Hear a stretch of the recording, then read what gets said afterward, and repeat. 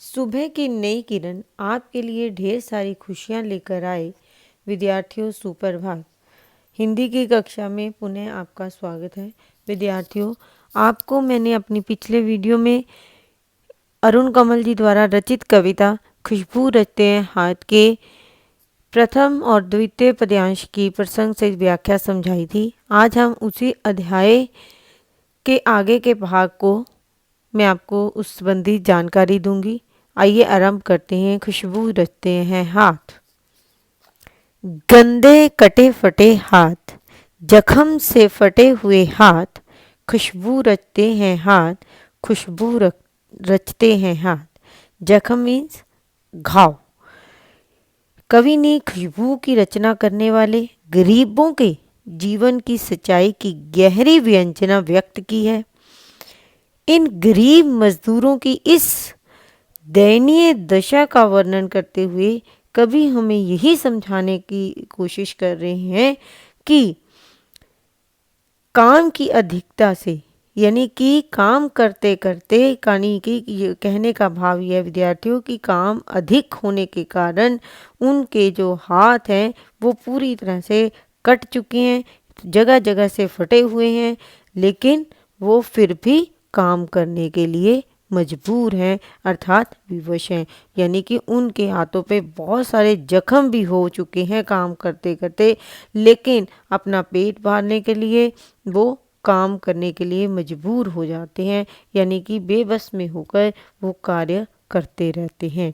इस प्रकार कठिन परिस्थितियों में भी ये मजदूर और इनके परिवार के सभी सदस्य, चाहे वो छोटे हों चाहे वो बड़े हों, काम करने के लिए मजबूर हो जाते हैं। अर्थात कहने का वो काम करने के अलावा उनके पास कोई और चारा नहीं होता।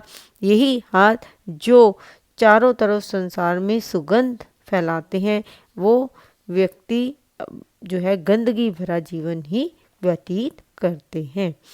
इसमें उर्दू शब्दों का प्रयोग भावा अभिव्यक्ति के साथ किया गया है यहाँ पर, और साथ ही साथ यहाँ पर खड़ी बोली और सरल भाषा का प्रयोग किया गया है। ये मैंने आपको 4 पंक्तियों की व्याख्या समझाई है। आगे अंतिम जो पद्यांश है वो सुनिए। यही इस गली में बनती हैं मुल्क की मशहूर अगरबत्तियाँ, इन्हीं गंदे मोहल्लों के गंदे लोग बनाते हैं केवड़ा, गुलाब, खस और रात रानी अगरबत्तियों।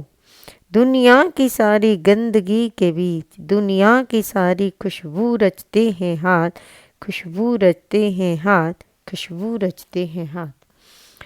मुल्क, मुल्क पर्यायवाची शब्द, देखिए इसका अर्थ क्या है, देश। इसी प्रकार मशहूर, प्रसिद्ध। केवड़ा, खुशबूदार फूल का एक पेड़ होता है जिसे केवड़ा इत्र भी बनाया जाता है इन्हीं से। रात रानी, रात रानी का एक फूलों का फूल होते हैं, उसे रात रानी कहा जाता है। इस पंक्ति में कवि के अनुसार इसी तंग, बदबूदार, गंदी गलियों में देश भर की प्रसिद्ध अगरबत्तियां बनती हैं जो ब्रांडेड नाम से चलती हैं। इन्हीं गंदे मोहल्लों में रहने वाले गंदे लोग गुलाब, केवड़ा, खस तथा रात रानी की सुगंध वाली खुशबूदार अगरबत्तियां बनाते रहते हैं। वे स्वयं, यानी कि खुद गंदी जगह पर गंदगी के बीच में रहते हैं, फिर भी हमारे जीवन को सुगंध बनाने वाली सुगंधित अगरबत्तियां बनाते हैं। इस प्रकार ये गरीब मजदूर गंदगी में रहकर हमें सुगंध की अनुपम भेंट प्रदान करती हैं।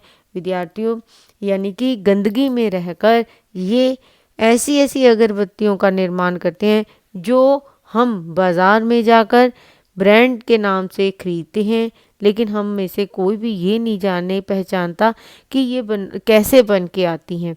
कभी हम सोचते भी नहीं है कि ये क्या वास्तव में जो मतलब गंदगी जगह पर रहते हैं ये लोग भी इन अगरबत्तियों का निर्माण करते हैं।